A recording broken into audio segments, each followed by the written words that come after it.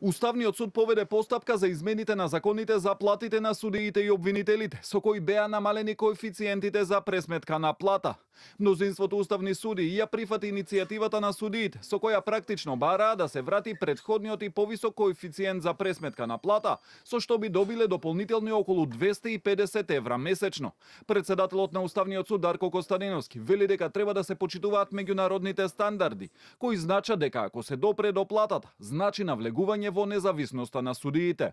Мнозинството суди сметаат дека со тој закон се навлегува во независноста и во самостојноста на судската власт од страна на извршната и од страна на законодавната власт. Сите овие меѓународни стандарди упатуваат дека платите на судиите не е техничко прашање, туку е статусно прашање нераскинливо врзано со нивната независност и самостојност.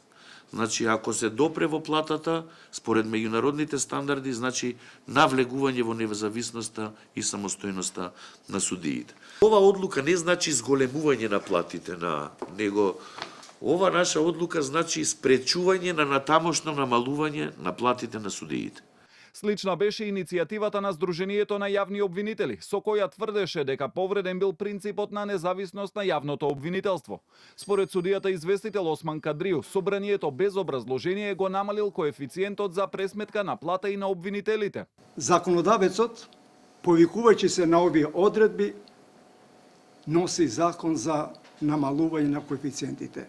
Меѓутоа, законодавецот при донесувањето на законот и во неговото образложение не ги наведува кои се тие причини, кои се тие случаеви што му дават право на законодавецот да ги намали коефициентите на јавните обвинители и на членовите на Советот на јавните обвинители.